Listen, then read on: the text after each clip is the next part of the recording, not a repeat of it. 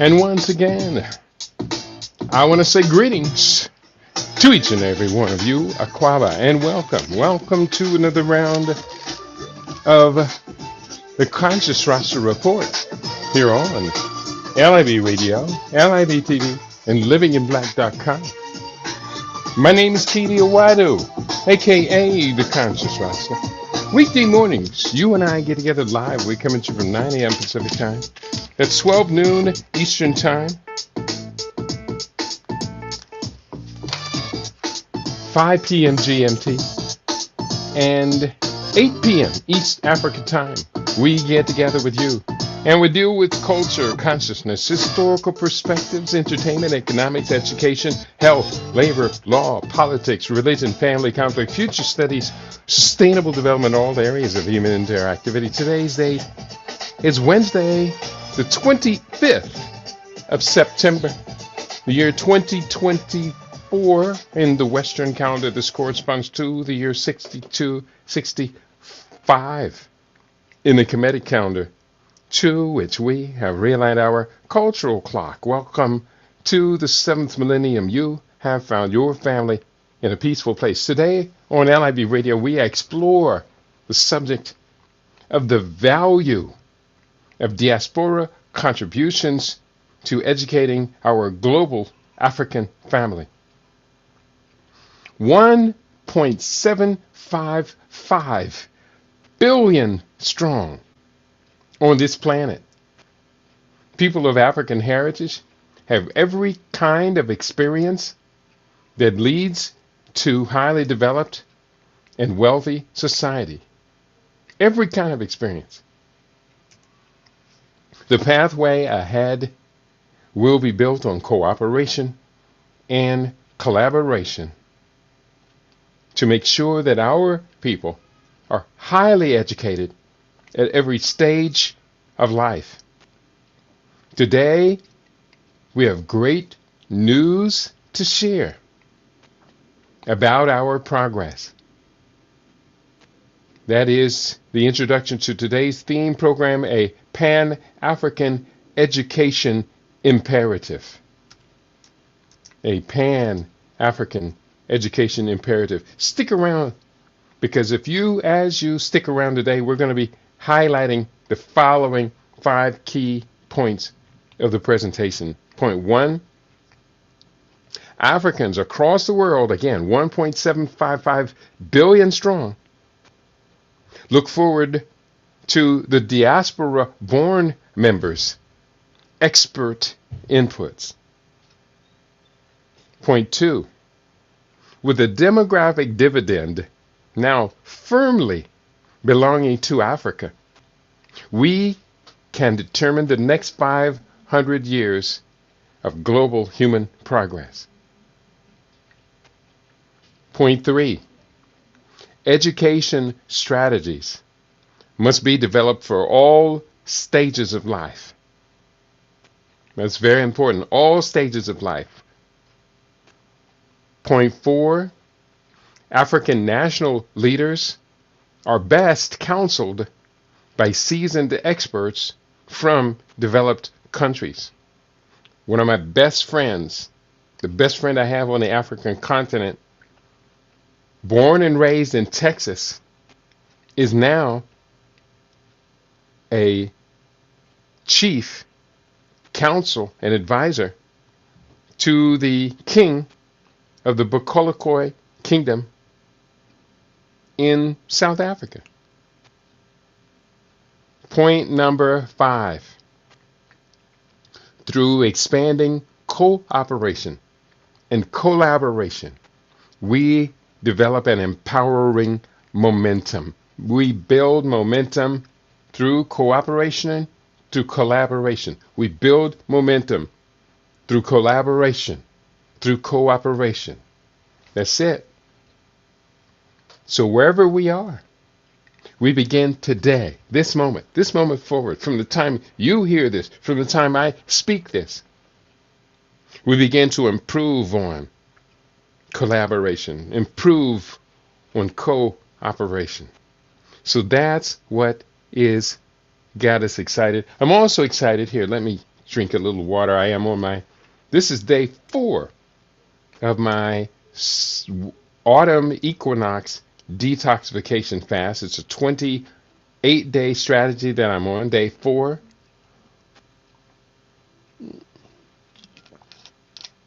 In the first 3 days, my weight began at 151.2 pounds. As of 3 completed days, waking up this morning, my weight was 143.6 pounds.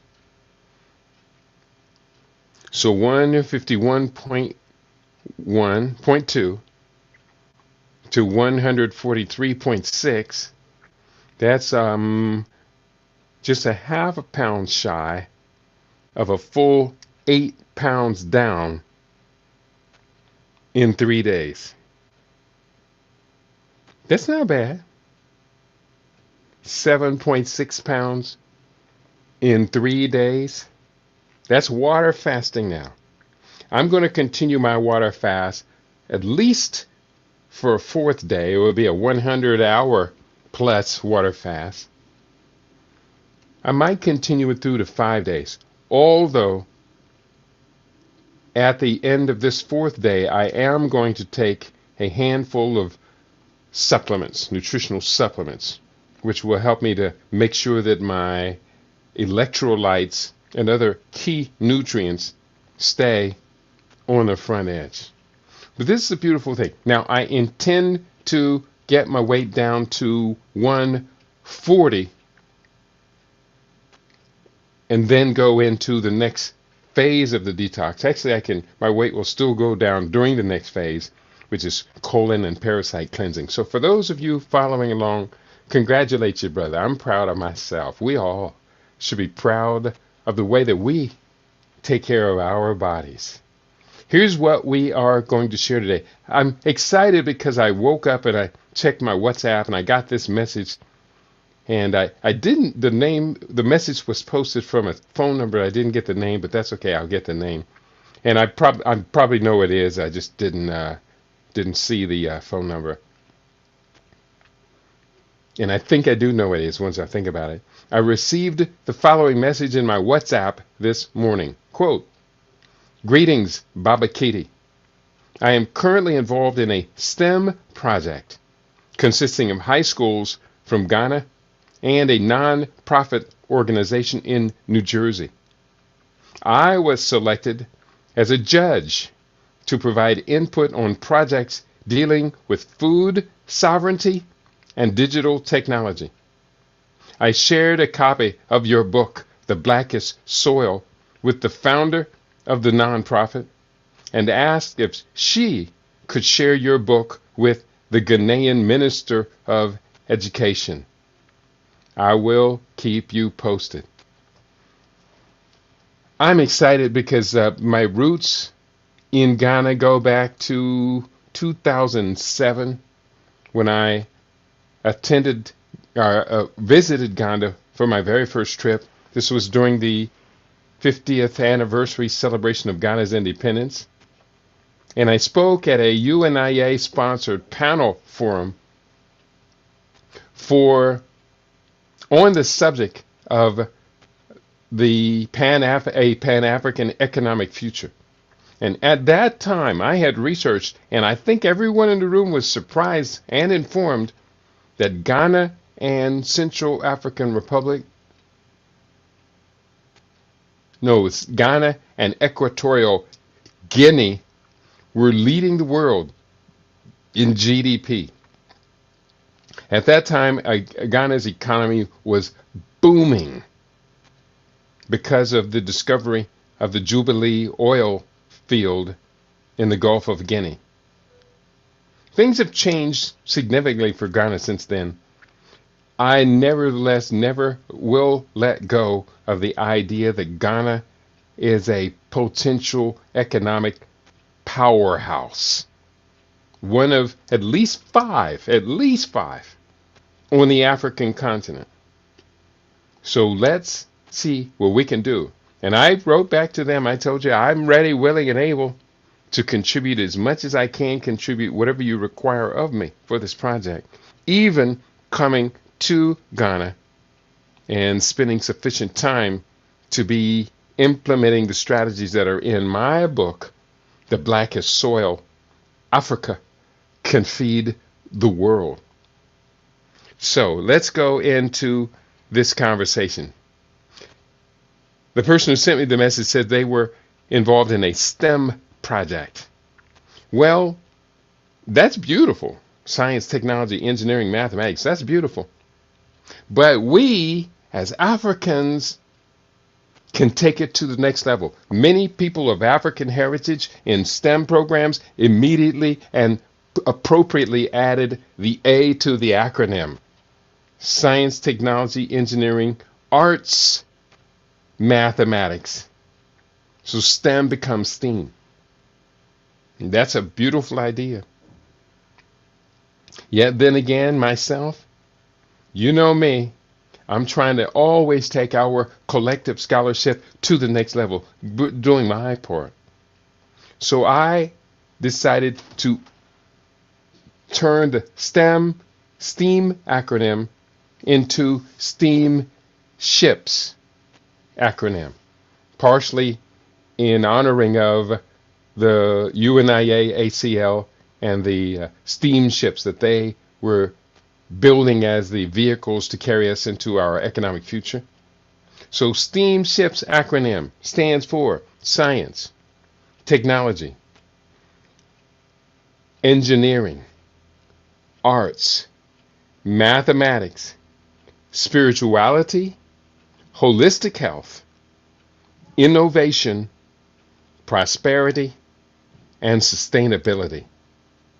I do believe that those last four additives, or last five additives, SHIPS, spirituality, holistic health, innovation, prosperity, and sustainability, are worthy of course presentation, education in every one of those. From a distinctively progressive, future-oriented, African-centered value system. So STEM became STEAM, which is a good upgrade. And STEAM becomes STEAM ships to carry our people forward into our economic and sustainable sovereign future. I want to begin with this point of reference from the scholar, beautiful scholar, and he's a wonderful Pan-African, Dr. George Fraser. His book you may be familiar with. You all should have it in your library. His book, Success Runs in Our Race. And I did a little search using one of the AI inquiries for 5 notable quotes from George Fraser's book, Success Runs in Our Race. And it gave me the 5. I needed one for this particular PowerPoint that I was putting together. I'm going to show you that PowerPoint, or part of it. Actually, it's another PowerPoint that I have. I'm going to show you that shortly. But here are 5 quotes. Point 1. The road to success is not a straight line. It's a winding path filled with lessons, challenges, and opportunities. George Fraser. 2. Success is not just about what you accomplish in your life, but what you inspire others to do. Awesome. George Fraser wrote, and I quote, "Our greatest asset is our ability to connect with one another and build a community of support." Awesome. Quote number 4 from George Fraser: "To succeed, you must first believe in yourself and your potential. Think race and culture first." And the 5th quote I was suggested by this inquiry from Dr. George Fraser: "True success is measured not by the wealth you accumulate, but by the impact that you have on others." That's awesome. I really do appreciate Dr. George Fraser, all he does, all he has contributed to. I've had the wonderful pleasure of meeting him up close and personal. Was it on more than one occasion? I think more than one occasion. but I did attend one of his Fraser Net gatherings and was immensely impressed. I wish I would have been invited as a presenter, but he didn't really know who I was, and he knows everybody.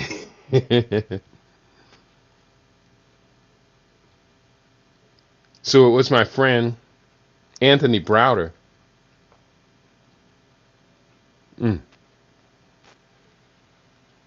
Sorry about that.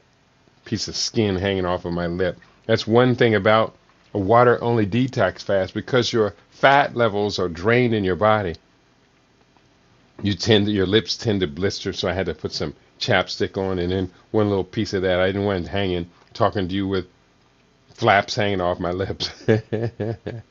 I'm sorry. I know that's tacky, but this is what the body does when it's on a detox. I'll drink to that, he says.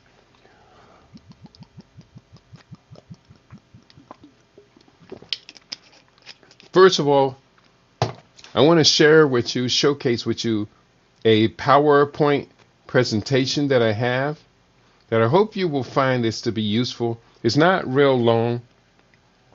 This is a presentation I did on the book entitled The Blackest Soil, Africa Can Feed the World.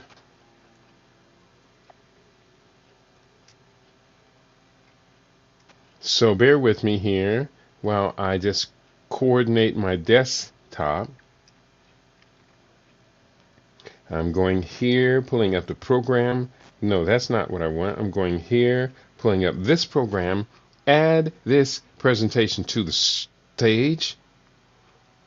And this is, again, based upon the book, The Blackest Soil, Africa Can Feed the World. Oh, wait. One more button. Okay. This is entitled 21st Century Pan-African Sustainable Development, a scientific roadmap to agricultural preeminence for the 21st century, a futurist pathway by your brother, the author of the Conscious Rasta Report. Let's go into this presentation today, and hopefully we will inform, inspire you to collaborate, cooperate, to do something collectively with other people. We can change the world. We're at a crossroads in civilization history. We got next. Africa Rising, we got next. Africa Rising, we got next. Now, let me just double check here real quick as I'm reminding to make sure we include you, our listening audience, in the conversation. So I'm checking with you on the Rumble page. And I see you in the house. Tunk from Snake Creek. Ankh Uja Seneb. Basuranda Uja Aw. Basuranda, wow. What a reduction. Way to go, Baba Kidi, dua. Thank you, beloved. And my victories are our victories. You know that. We know that. The best way to predict the future is to invent it. That quote from Alan Kay. I love that idea. Let's go into this conversation. First of all, let me introduce myself. Recently, I did a brave search for me, who is Kidi Awadu, and it came up with about 5 paragraphs that I thought was just really, really well done. They found some stuff that I didn't remember.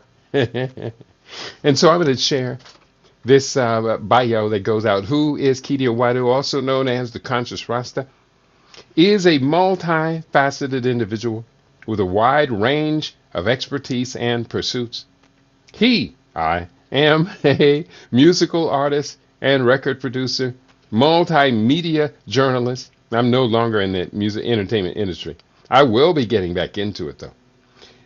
Multimedia journalist, Pan-African trade development advocate, intentional village visionary and creator, Kemetic priest, master gardener, book author, documentary producer and director, nutritional researcher and consultant, and award-winning raw food chef. A little bit about my background and achievements. I have had a diverse career, starting as a cryogenics technician in reproductive technology in the early 1970s. I've also been a radio broadcast journalist for over 22 years now.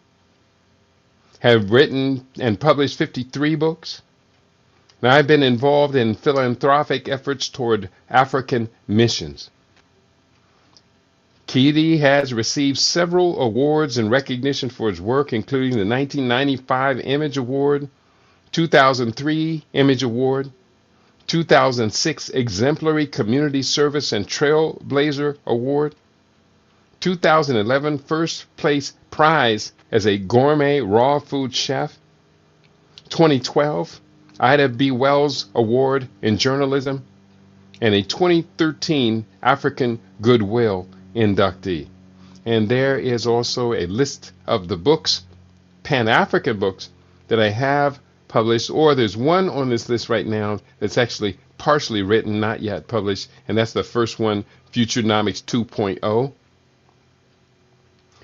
But the other books, Paradigm Shift, Fade to Black, Africa Rising, The Blackest Soil, Futurenomics, Industrial Hemp, The Repairing, The Road to Power, Kujichagulia Villages, The New Scramble for Africa. And the newest one, which is not in this image, is entitled Forged by Fire, Post-COVID African Healthcare and Sovereign Development. Don't be afraid to dream to great heights. Harriet Tubman gave us these beautiful, wise, inspiring words. She said, "Every great dream begins with a dreamer. Always remember that you have within you the strength, the patience, and the passion to reach for the stars, to change the world." Harriet Tubman. We follow the words of Harriet Tubman. She never lost a passenger on the Underground Railroad. This quote from your brother on this topic of success runs in our race. As we reach for the stars, we must always remember that we stand upon the shoulders of giants. And there you see a collage of some of these giants upon whose shoulders we stand. We give honor and we give praise to their great African name. Marcus Garvey gave us so many wise words. And on this theme of African global sustainable development, Marcus Garvey said, quote, "The thing to do is to get organized.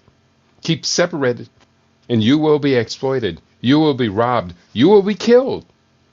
Get organized and you will compel the world to respect you." Marcus Garvey. He also said, "A race that is solely dependent upon another for economic existence sooner or later dies." Marcus Garvey. Praise be your eternal name. This is a contemporary quote by somebody who's quite dynamic in the world. This is Dr. Akinwumi Adesina, who is currently the president of the African Development Bank. And I love this quote. This was very prominent in the book, The Blackest Soil. He said, "The next generation of millionaires and billionaires from Africa will be farmers." I say, we take those words from Dr. Akinwumi Adesina to heart as we build for a sustainable future.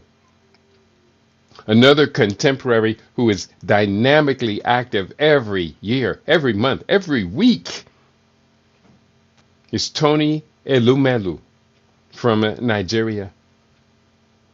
Reading from a forum entitled Africa Without Aid, given in Ghana, He shared the following inspiring words, quote, "There's clearly a new desire and approach to investment in Africa. Take investment in power, for example. It is business, but at the same time, it helps to improve access to electricity for small businesses, schools, hospitals, etc. That is Afri-capitalism. That is what we know will help us to develop our continent. Investing in African youths is an investment in our collective future." Tony Elumelu. Let's share a few highlights from the book, The Blackest Soil, Africa Can Feed the World. There is a new narrative we call Africa Rising, which is rapidly transforming the entire African continent, unleashing a pathway towards sustainable development that will astound the world over the coming 45 years. It has been widely forecast that African agricultural economics will expand between the years 2015 and 2030 threefold, reaching an annual value of $1 trillion in economic activity. This transformation signals the impending appearance of some $660 billion increased yearly economic activity over the $337 billion in agricultural output reported for 2015. And the question arises, to me, the most serious question is, if we know as much as 15 years in advance, if we know where $660 billion in annual new economic activity is going to appear, the question arises, how much of that 660 billion new activity does our plan capture? 660 billion is a lot of money.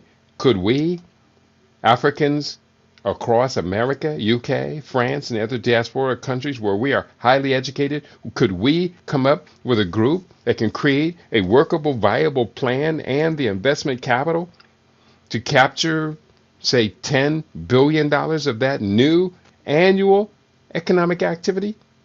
Theoretically, yes, we could. That's what the book, The Blackest Soil, is all about. It is the plan. And I'm very proud that one of my colleagues saw it fit to make sure the book gets to the Ghana Minister of Education. I welcome the opportunity. Oh, we are on track for a magnificent future, people, but we got to get organized. Stay separated, we will be robbed, we will be exploited, we will be killed.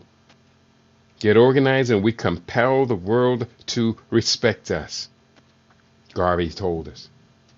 Going forward, the rapid introduction of exponential technologies, innovation trends, demographic advantages, and other vital transforming factors will result in dramatic changes in the status of sub-Saharan nations and their people's rise toward middle-class status. And Africa's middle class is the fastest growing segment in the world. Starting from a low beginning point, it is growing at the fastest rate, while technically and verifiably, America's middle class is shrinking as a proportion of the national population. With optimally transformed policies and practices, Africa's 2.160 billion acres of arable land can supply 2,000 calories of mostly organically produced food to as many as 12.9 billion people daily. Africa can feed the world. Africa can feed the world. Africa can feed the world. So why then, at present, is Africa still a net food importer. When it can feed the world, why is it importing foodstuffs? We got a lot of work to do to catch up with our own potential 2.160 billion acres of arable land. Of all unused arable land on the planet, Africa has 60% of it.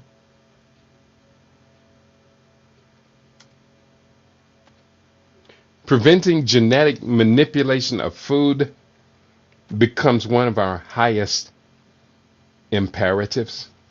Preventing genetic manipulation of food. One of the most effective methods of assuring soil nutrition and maximizing plant species natural protection against pest threats is by fully activating the spectrum of healthy microorganisms that inhabit the soil topography. Organic farming techniques provide the best means of counteracting long-term soil degradation caused by chemical fertilizers and pesticide use. Africa does not need GMO engineered foods, especially not the Frankenstein-like manner that is currently being pursued by Western biotechnology corporations. No, no, no, no, no. We have to interrupt that. It's already begun. The assault has already begun. We've got to interrupt that sooner than later. We don't have days, weeks, months, seasons to waste on this, people. I say this with all sincerity. We have run out of wasting time. Sweet potatoes can lower famine risk. This article appeared in CIP International Potato Center, an online reference. The article entitled Africa, How Sweet Potato is Preventing the Global Wheat Crisis from Taking Root in Africa.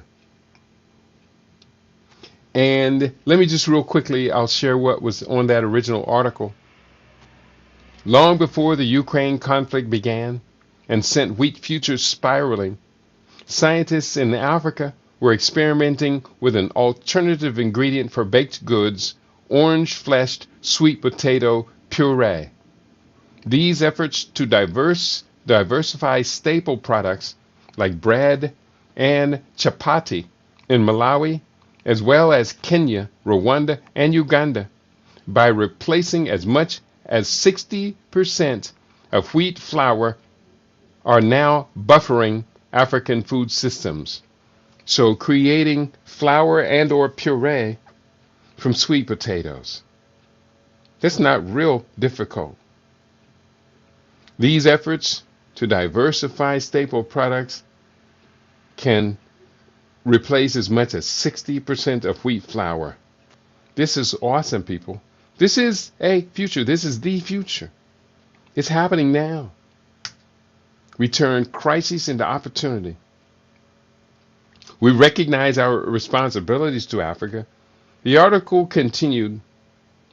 The important lesson here for other African countries is that potato and sweet potato are more than crisis crops that can fill a gap between the harvest within 3 months to tide over the poorest.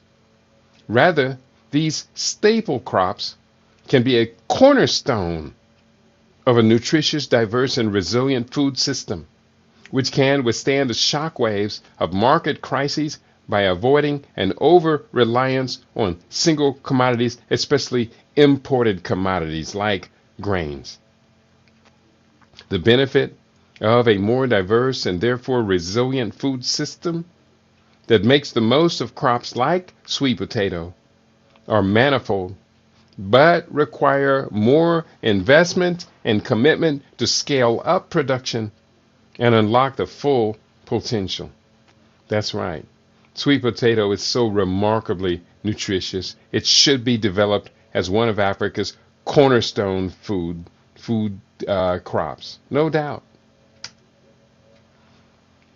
We have a group called the African Future.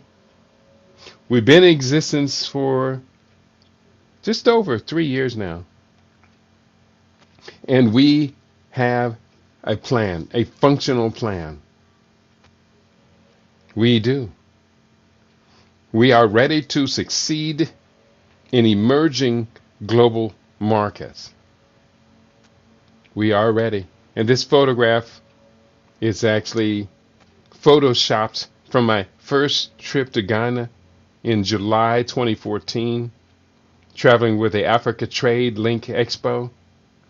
And it was a critical breakthrough in my understanding who I am, what I am to do, and what level I continue to qualify myself to interact with the movers and shakers, the governance of these emerging market nations. I want you listening right now to consider joining the team.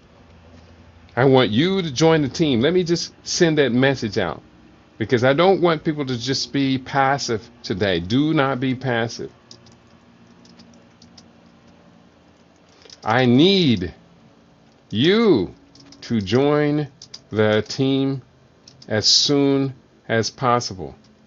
Text me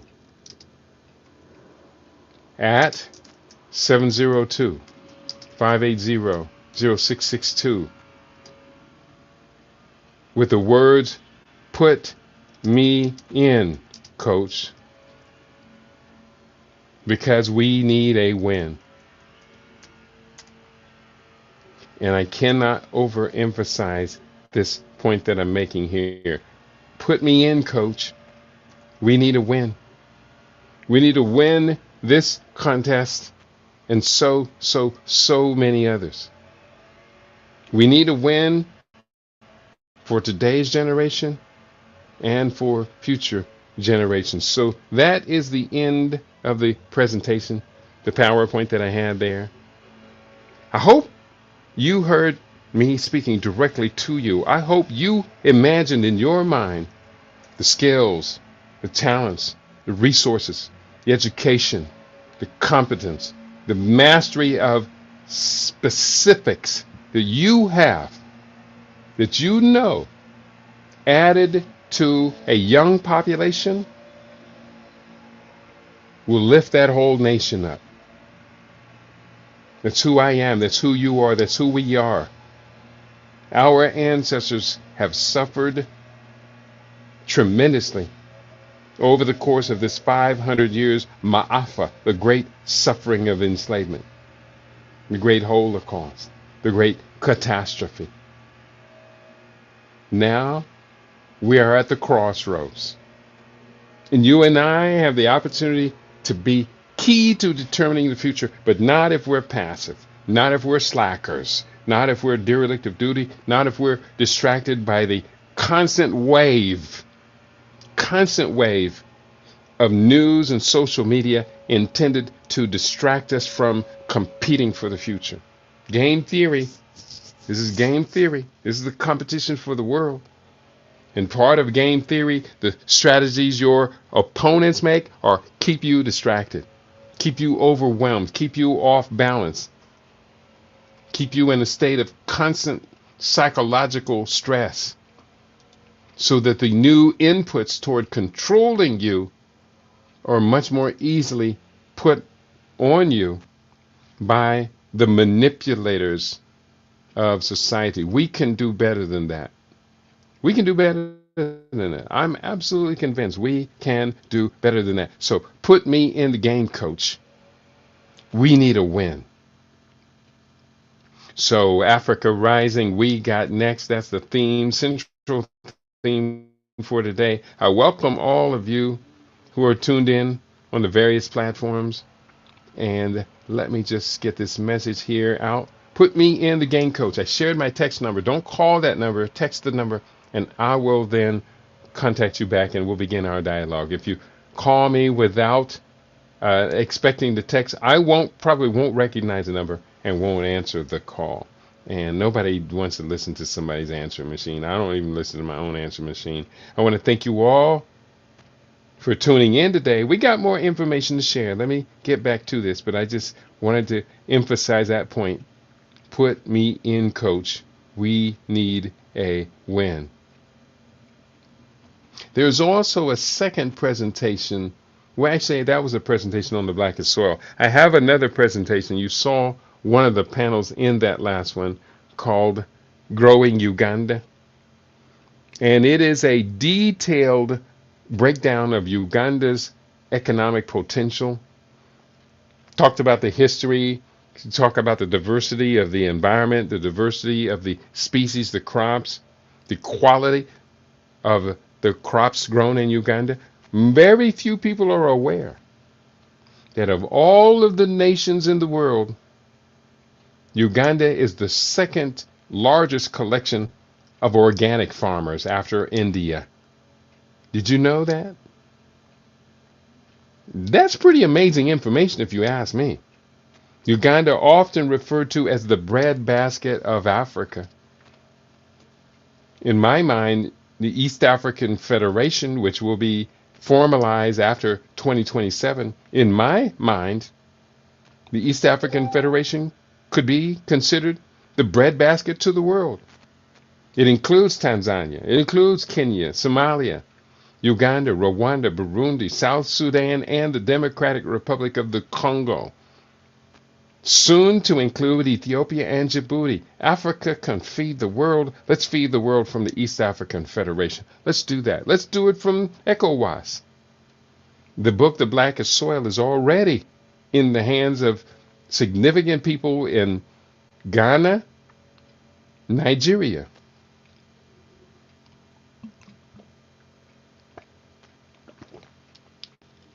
We have in our hands a formula now for transforming the future. I have previously, this is excerpted from the book, The Repairing, Reparations Made Practical.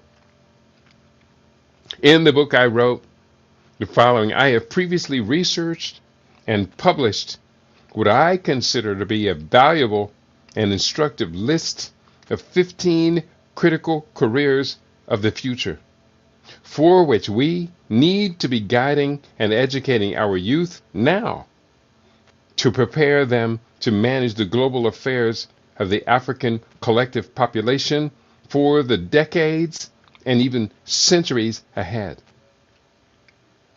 The future belongs to those who are best prepared to create it today.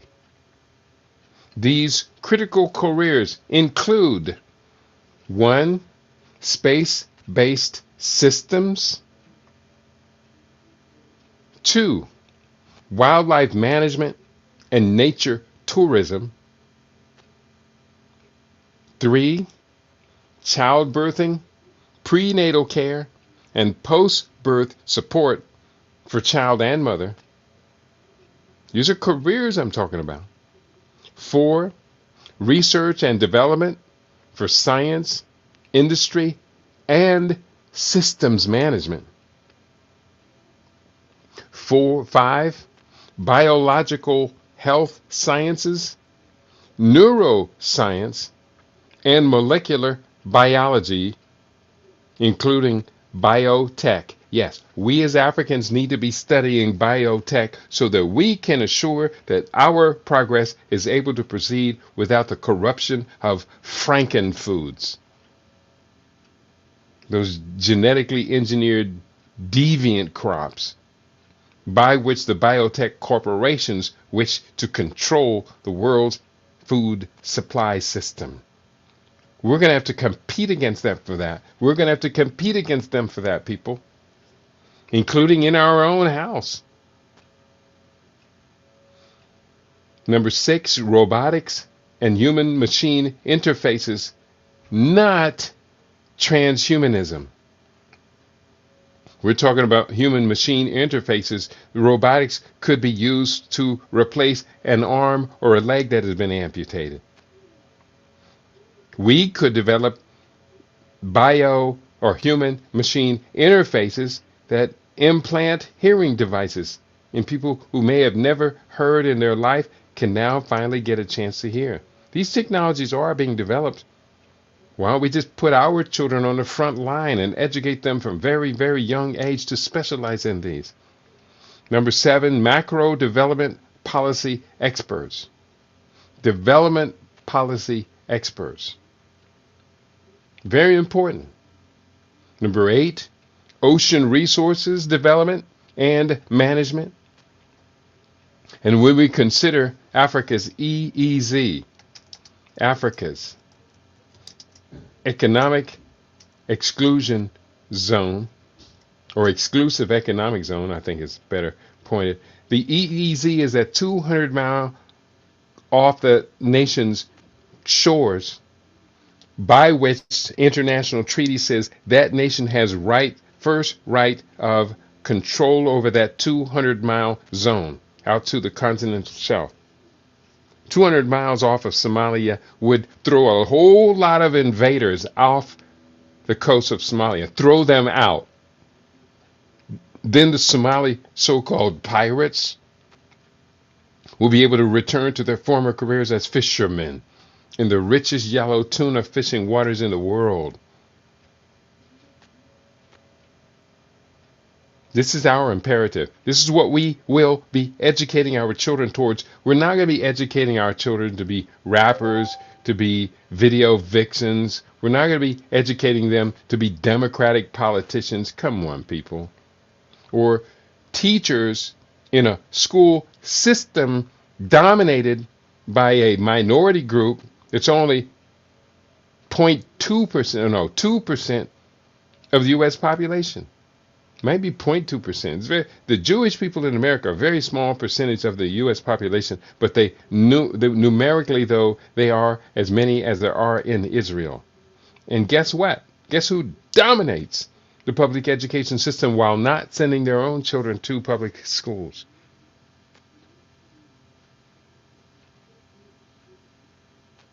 This is not an anti-Jewish tirade I'm on. I'm just trying to lay out the reality of inequity.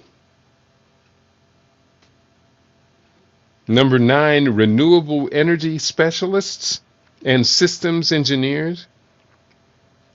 15 critical careers for the future. Number 10, infrastructure development, engineers, and construction management. Right now, we have relied so much on the Chinese to supply those imperatives. We also relied on the British and Americans to do that with the oil supply coming out of the Gulf of Guinea. And look where that has gotten us. Look at the disaster happening in the Nigerian Delta. Look at the disaster happening with the Jubilee oil field off of Ghana's coast. We learn our lessons, people. We need to just educate our own young people to manage our own exploitable resources. That's not real complicated. We're sending our children off to college to get business degrees. You know what a business degree is? It is a 4-year job application. Come on, people. We can do better than that.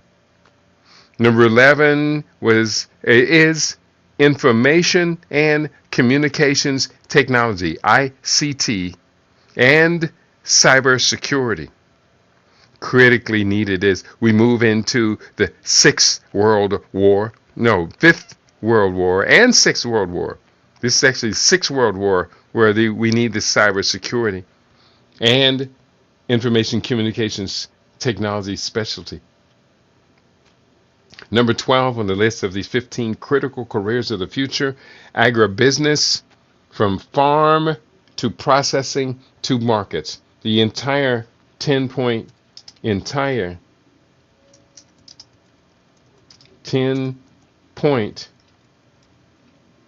food value chain. That's very important. You read the book, The Blackest Soil. You know what the 10-point food value chain is. Well, we need to educate our people to manage the macro as well as every segment of those 10 points. There's another arena where we could have 100 young people educated to collaborate, cooperate, to manage this for Africa Rising. Number 13 of this list, cloud-based banking development and management, the digitization of money, which we know as fintech. FINTECH. That means financial technology, especially with the emergence of central bank CBDCs, central bank digital currencies, monetize digital currencies. These are all very important aspects of fintech that must be developed. Who amongst us, people of African heritage, is our fintech specialist? Who amongst us? If there is someone, please introduce me to them. If they're just dealing on YouTube or whatever, fine. That's a great place to start. Who are our fintech specialists? And what businesses are being organized to lead that sector? Number 14 of 15, mass media, entertainment and communications production, ideas distribution. We're going to take mass media, social media away from the realm of distractive entertainment consumption, and we're going to move it into the spectrum of mass education, ideas distribution, what many of the young entertainers called education. No, yeah, education, entertainment, edutainment, that's the word, edutainment. Education and entertainment form fused together. That's a brilliant idea. And number 15 of our list of 15 critical careers for the future, development, investment, management. Somebody got to step forward and put together a program for educating our people to take responsibility in this, because to this date, I have said it every year for at least 7 years in a row, instead of all of this holiday season consumption, which is pornographic, it's obscene. That's the word I'm looking for. It's obscene. The way that African Americans get so crazy about spending money over the Christmas season. It is obscene. We got to have a better plan, and that better plan is a privately issued investment bond, a privately issued equity bond, upon which we will use to build a sovereign wealth fund. After we have a sovereign wealth fund, we exist as a nation. People are always saying, well, the black people have consumer power money. If black people, we will be compared to the 4th or 9th or world richest nation in the world. That's not even close to reality. I hate it when people say that stuff, because it's not connected with reality. They want to compare us to Korea. Excuse me, Korea does not produce $1 worth of goods and services for every $9 of goods and services it consumes. No. Consumption spending is not power. It's anti-power. Especially if you're consuming at a ratio of 9-to-1. That's anti-power. That's perpetual poverty. So we can do better than that, but we got to have a plan. We do have plans. I've written as much as I can. I'm holding in my hands the book right now, Futurenomics, positioning your enterprise to win in the new global economy. This is a very powerful book. It's not a small book. It's a rather large book. Reading from the back cover. When we combine the two mutually reinforcing disciplines of futurology and economics, Futurenomics, we have at hand a procedural system which can be utilized to map a precise set of strategic pathways upon which a group or a nation can experience rapid transformation towards stable and competent mastery of the group's long-term destiny. To engage in behaviors which oppose these future serving disciplines might predictably produce a set of outcomes resulting in degeneration, chaos, and devolution for a vulnerable group. As we look at the world today, there can be no denying that there has been uneven development for distinct groups and ethnicities. This inequality is measurable both across national borders and within national populations. For too long, we have lacked the type of strategic planning that consolidates successes. I try to not openly criticize individual advocates or to be obsessively engaged in negative rhetoric about our people. In the end, we can best judge the strength of any particular program by its impact upon the largest segment of the overall society. If the program works, we should be able to absolutely and obviously measure objective evidence of its effectiveness. If the program works, we should be able to easily measure objective evidence of its effectiveness. While I am investing the future, the effort to write this book on Futurenomics, why am I, actually written as a question, why am I investing the effort to write this book on Futurenomics? I offer the research with the immense amount of detailed work that it has required as a gift to any who would wish to secure a definitive pathway to unlimited wealth and success. I offer this research as an investment in sustainable progress for this and future generations. That is the back cover introduction to the book, Futurenomics, Positioning Your Enterprise to Win in the New Global Economy. So at this particular point, we're just really kind of left with the question of, can we pull off a miracle? Are we as resourceful as I have imagined we are? Sometimes I have my doubts. I did write a book called Fade to Black, The Passing of a Great Race, which forecasts that Africans in America, unless we have a major, sustained, definitive redirection of our collective trajectory, according to that book, Fade to Black, Africans in America have less than 45 years of viability left before we, like so many other nations that inhabited the very lands that we live on here in North America, like so many other nations, were completely wiped out or nearly completely wiped out, to the point that you can't find members that occupied the great nations, such as the great Iroquois nation. As I've said before, I come from Ohio.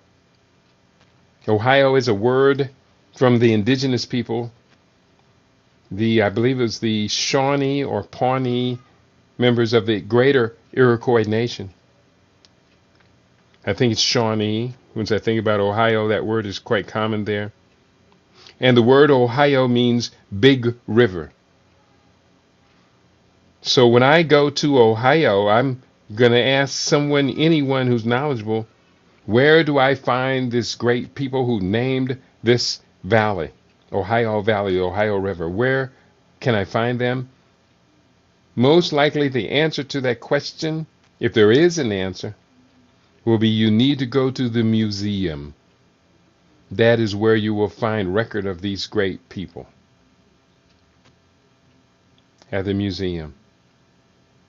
According to the predictions I put forward in the book Fade to Black, in 2065, people will ask that question, where are these people who gave us the blues, gave us gospel, who gave us jazz, who gave us rhythm and blues, who gave us soul, who gave us hip hop, who gave us so much culturally. Where are these people to be found? The answer will be you will need to go to the museum. That's the place where you'll find those people. But if you're looking for their creations, they're just down the street on almost every block. You go through any major intersection, you will see the traffic light. That was one of their inventions. If you need your clothes presentable for your meeting this evening, that's where you will find them. The iron and the ironing board. So many useful inventions, including inventions that make our cell phones work, that make our computers work, that make the software work. If you're looking for these African people who gave us these inventions, you will need to go to the museum. Or if you're looking for imitators, just down the block. Can we do better than this? I would like to think that we can. I'm going to close out with inspiring words. I always like to close my presentations with inspiring words. And these inspiring words are from the last chapter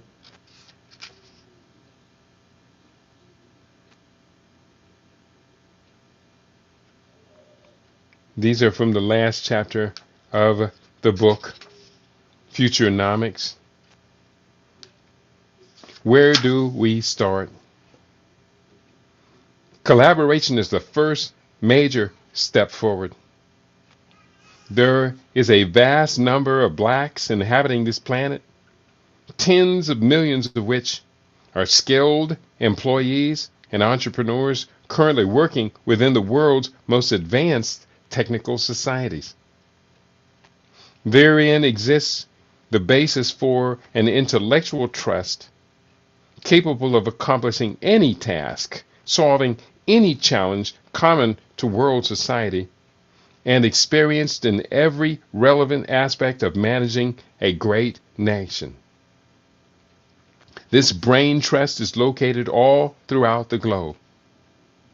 Our common tie is to our mother continent, and Africa has been immensely blessed with the greatest concentration of natural resources of any geographic region of the planet. The further advantage of the world's greatest demographic dividend would assure us that our efforts can return premium reward for generations to come. Our current situation demands an all-encompassing revitalization of our civilizational momentum. Like the mythical phoenix, we need to arise from the ashes of the past millennium and create on a scale vast enough to firmly secure our place in modern and future prowess. In the book, The Smartest Places on Earth, Why Rust Belts Are the Emerging Hotspots of Global Innovation, authors Antoine van Achmeel and Fred Baker, or might be Bakker, describe the process by which U.S. cities that had been written off as rust belts when industries left for cheaper labor on distant shores eventually rediscovered their creative and innovative energy. Upon discovering their raison d'etre, their reason for being, they began refashioning themselves as competitors in new high-tech frontiers. This example should serve as inspiring for we who would envision a similar renaissance for our global tribe. Excerpt from the book. The discovery and creation process was an amazing experience for us, an economist and a journalist traveling the world, trying to understand what was going on, gradually accumulating evidence and steadily sharpening our thesis. We visited universities and community colleges, big corporations, tiny startups, laboratories, and production facilities. We talked with senior executives in suits and start founders in jeans, researchers in clean rooms, and tinkerers in lofts, administrators of science parks and government officials in state house office. They all told us about a process of innovation and the creation of products that involved collegial collaboration, open exchange of information, partnerships between the worlds of business and academia, multidisciplinary initiatives, and ecosystems composed of an array of important players, all working closely together. The much storied model of innovation, featuring the solo genius or the brilliant pair of geeks in a garage, was no longer relevant in an era where new product development is expensive, multidisciplinary, and complex. And the brain belt approach went far beyond the joint ventures and occasional project-based engagements we had seen before. We began to refer to it as, quote, the sharing of brain power, unquote. That was excerpted from the book, The Smartest Places on Earth, Why Rust Belts Are the Emerging Hotspots of Global Innovation. And do I have that book here on this shelf? I usually have that one fairly close. The Smartest Places on Earth, no. I saw the book just the last day or so. So let me wrap this. National populations of blacks have been largely written off as non-competitors, distracted by trivial obsessions, suffering deeply from a unique version of national tragedy referred to as, quote, post-enslavement trauma disorder, unquote. Poorly educated with weak family structure, crippled by centuries of economic exclusion, enslavement, incarceration, and hyper-religiosity. We now have an opportunity to reset the clock of world civilization. We have a chance to build a bridge across centuries that have divided we Africans from one another, imprisoned many members of our within foreign cultures, which were hostile to our very being, and to liberate our children from the crippling stigma of low esteem.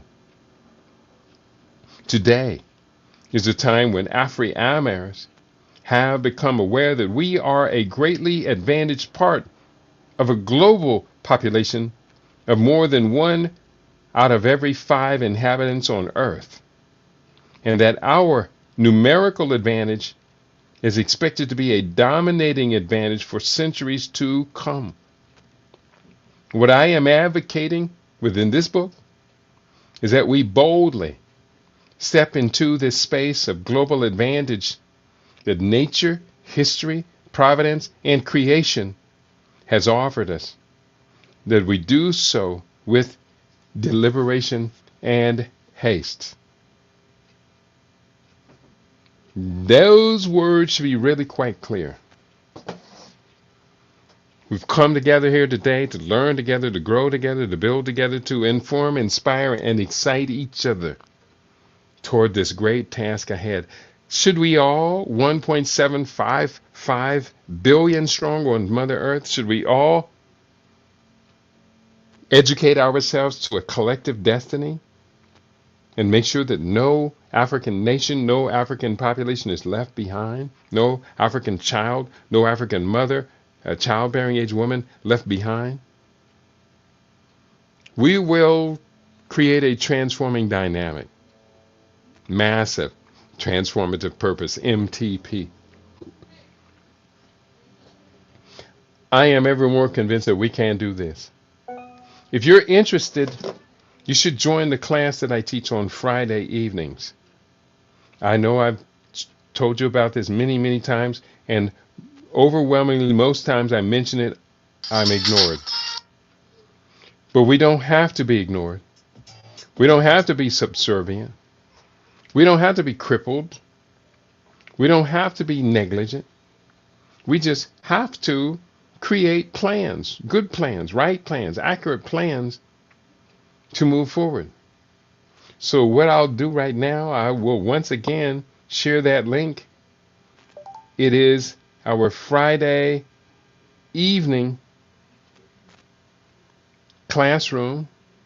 It's a Pan-African education course is what it is. So bear with me. It take me a while. I thought I had the link already pulled up. But we do this every Friday. I've been doing it for some time, and I really think that we would all be best off to go ahead and consider it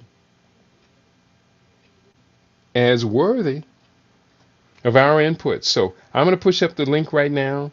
Pan-African Sovereign Development Course. You can find more about it and see the link and be able to join up with this by going to panafricanstudy.com. Come on, where are you at?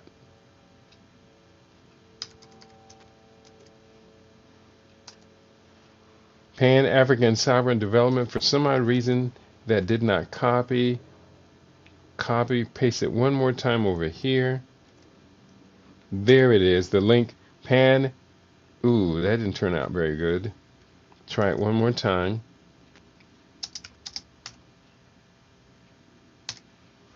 Okay, there is the link, http www.panafricanstudy.com. I'm going to share that also with the YouTube family, and I do see people are starting to creep back to my broadcasts on YouTube. I'm not crazy about the way they treat me, and I think many of you understand exactly why we're not crazy about being treated like that. Let me put this link up one more time, because for some odd reason it didn't present the way I wanted it to be presented. And put the link up on Facebook. Check us out. Give us a chance.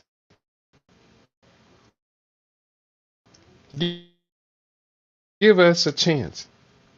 You have to know about what it is that we do.